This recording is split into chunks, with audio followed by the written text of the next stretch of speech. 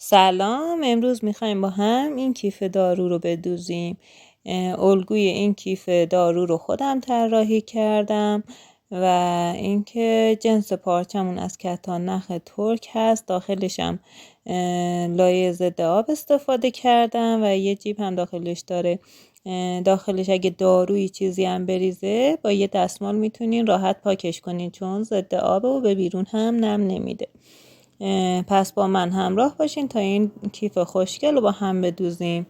برای کشیدن الگوی کیف دارو، برای درش یه مستطیل 22 در 13 میکشین و بعد این قسمت های پایینش رو به وسیله شابلون یا یه کاسه کوچیک هلال میکنین. برای بدن هم یه مستطیل 18 در 15 نیاز دارین که دور تا دورش رو هلال میکنین.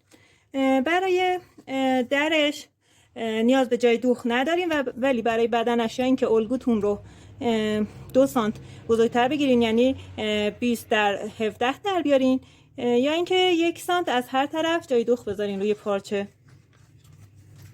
که من ببینین بدنش رو در آوردم و پشتش رو پشم شیشه کوبیده چسبوندم. میتونید با مطلس دوزی هم اینا رو وصل کنید بهش و 2 تا هم ازش پارچه برزنت ضد آب در آوردم برای از این الگوی بدنه.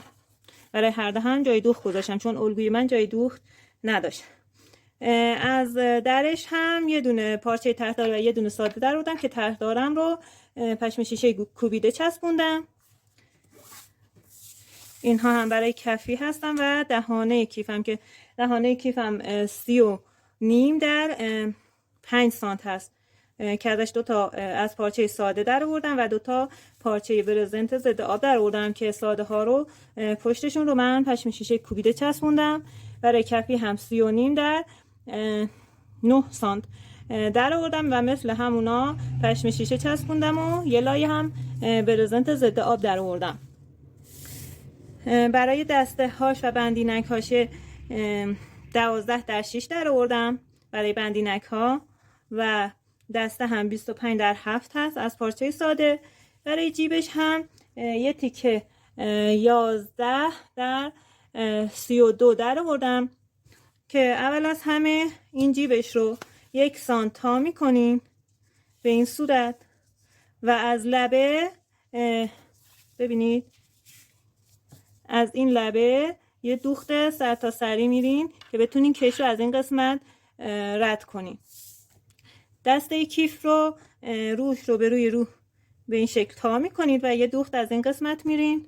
بندینک کیف هم همینطور رو به روی رو تا کنین و یه دوخت از این قسمت برین. خب ببینید این تیک هایی که برای دسته و بندینک دوختم رو برگردوندم.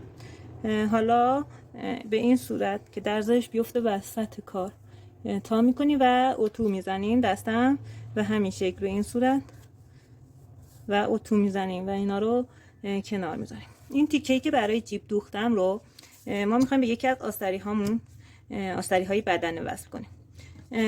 به اندازه این قسمت که 20 سانت هست من کش 1 سانتی در آوردم و این رو از این قسمتی که دوختم ردش میکنم به وسیله یه سوزن پلاستیکی یا حالا گیر سر یا هر چیزی که خودتون راحت هستین به این شکل از این قسمت ردش میکنم.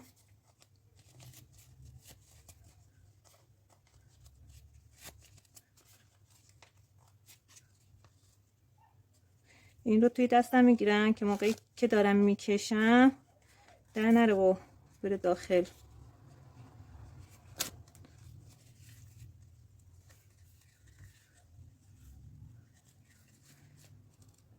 سر این رو من یه سوزن میزنم و بعد که کامل ردش کردم 2 طرف رو یه دوخ میرم و محکمش میکنم.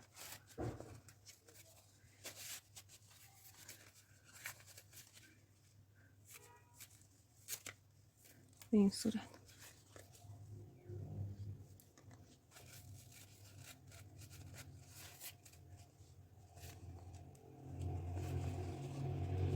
یه دوخ به این قسمت و این قسمت میریم که کشمون دیگه آزاد نشه. این من الان به نظرم کشم یه خورده بزرگ هست. ببینید یه خورده این رو کشو وقتی که داخل اینا رد میکنیم یه خورده کش میاد.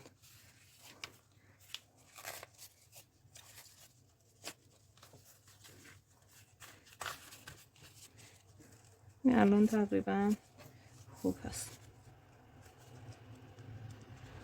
خب حالا به این شکل ببینید. حالا من یکم این الگون بزرگتر در آوردم.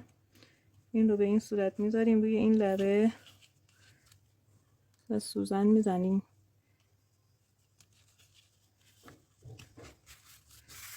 از طرف دیگه هم به همین شکل.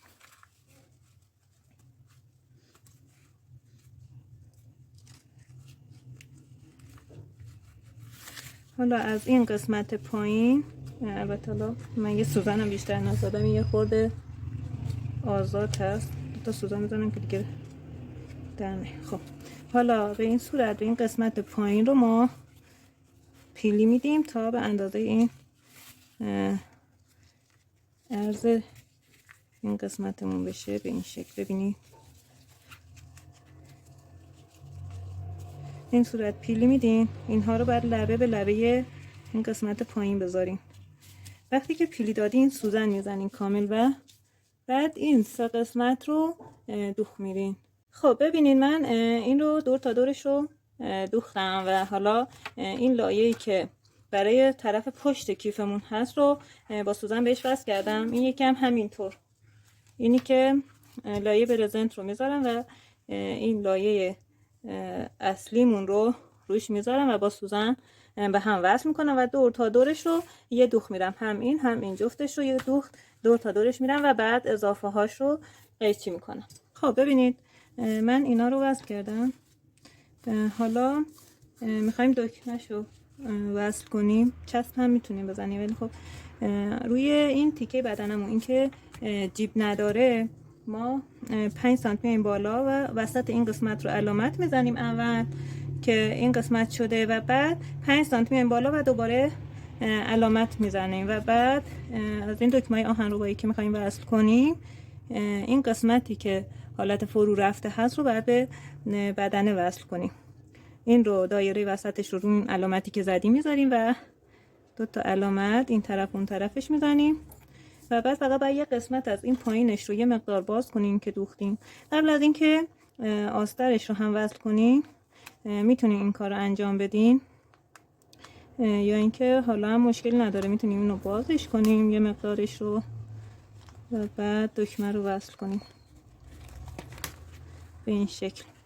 ببینید باز کنید و بعد این 2 تا خطی که کشیدین رو با بشکاف خیلی آروم باز میکنیم و حالا همین دکمه‌ای که گفتم رو پایه هاش رو از این قسمت رد میکنیم و این حلقهش رو هم از پشت داخلش میذاریم و پایه هاش رو از هم ببینید به این شکل باز میکنیم.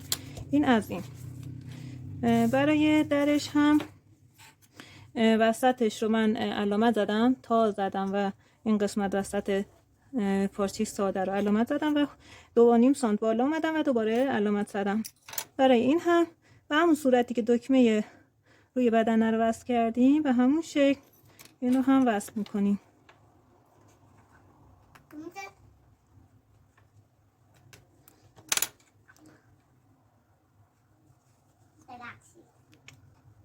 حالا به این شکل. خب بعد از اینکه دکمه ها رو وصل کردین ببینید من این روی پارچم هست روی این تیکه که پشم شیشه چسبوندم میذارم و به این صورت دقیق فیکسش میکنم و دور تا دورش رو سوزن میزنم اول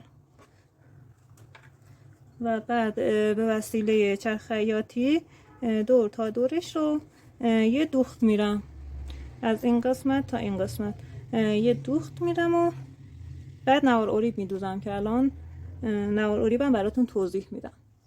خب ببینید این تیکه که برای دست دوختیم من یه پشم شیشه کوبیده به اندازه این ببینید در آوردم. الان این رو میخوام داخل این رد بکنم به وسیله این سنجاق قفلی این رو داخل این میبرم